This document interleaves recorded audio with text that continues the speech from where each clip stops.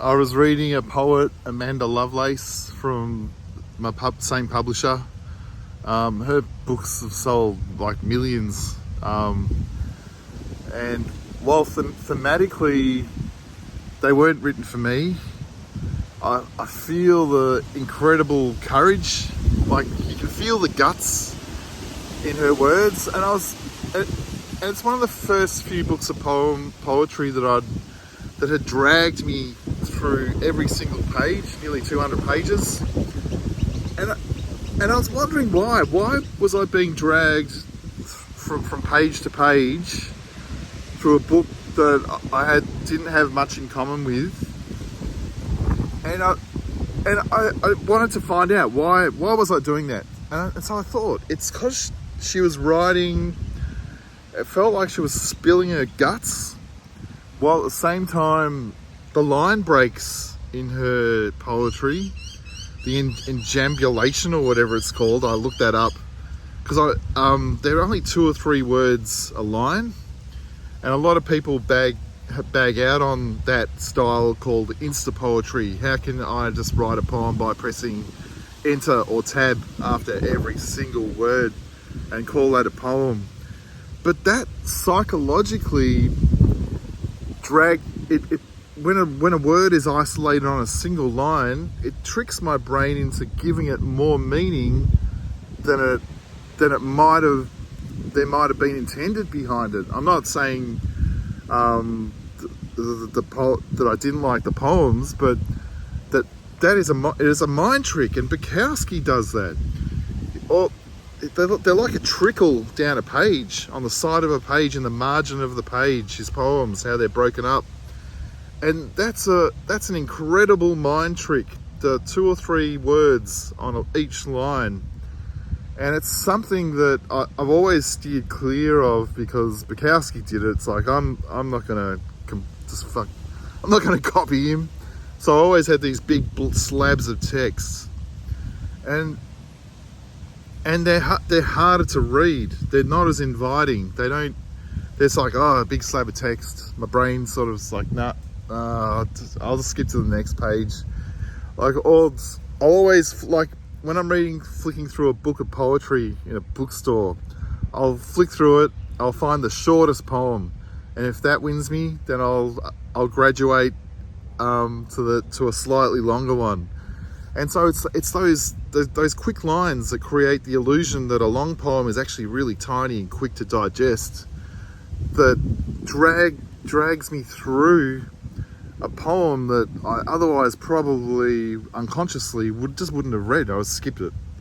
And a lot of my stuff, I haven't used line breaks for that reason, because I kind of got sick of poetry and the form of poetry. For me, it almost resembled, whenever I saw a poem broken by, like, just with lines and stuff, I always felt there was going to be some kind of pretentiousness behind it, or trying too hard, or more style than actual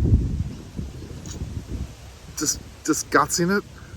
And a lot of poetry is written with just a lot of style and nothing, and it's just gone.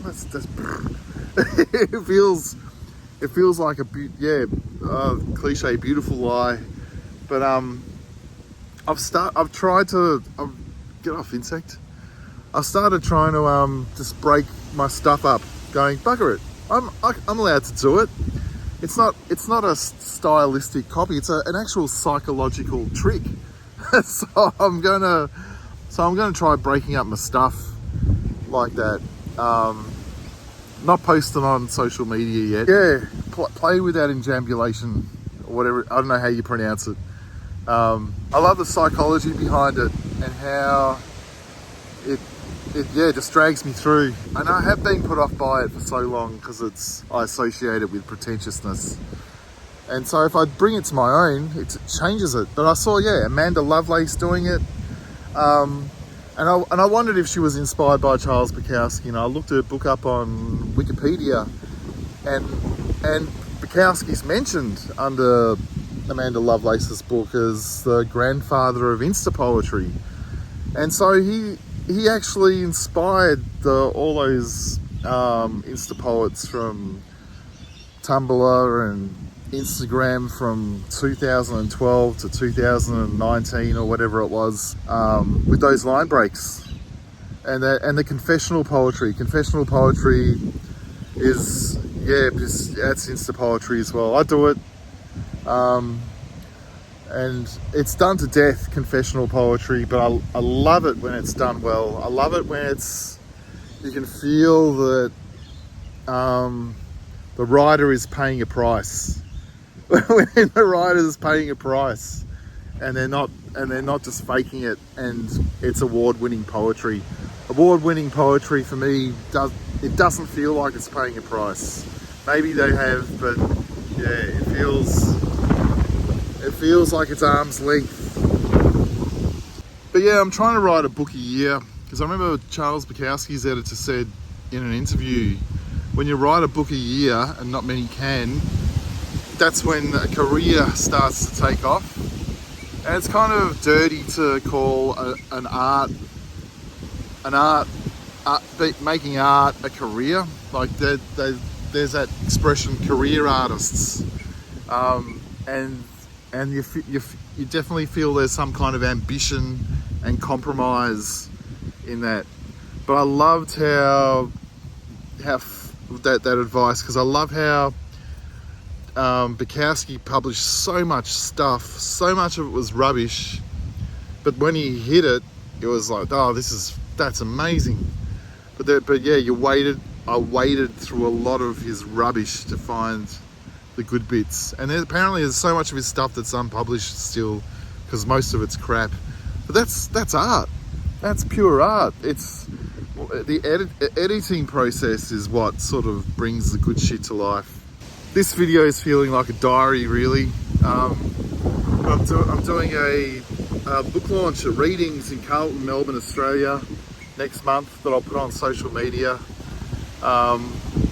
Just a reading with three other poets. It's not really a book launch, but I'm going to do it. It's the first thing I've done in a few years, and I'll read from You're Going to Be Okay and maybe a bit from Derby Love, and so that will put off the US trip that I was aiming for just for a bit longer, and also while I finish off this third book manuscript. You're Going to Be Okay has been out for a month, and it's selling better than Derby Love, and my dumb ego loves that, because Derby Love it was the Trojan horse that found me a publisher, and I'm so thankful they took on both books, because You're Going to Be Okay was kind of a, yeah, okay, we'll take it, because we want Derby Love. And now You're Going to Be Okay is the one that ended up being the better seller. It's too early to say. But yeah, so I've nearly finished a third book for them, which is amazing. I was aiming for 250 pages, but I've decided to go bugger it. I'm aiming for 190 now.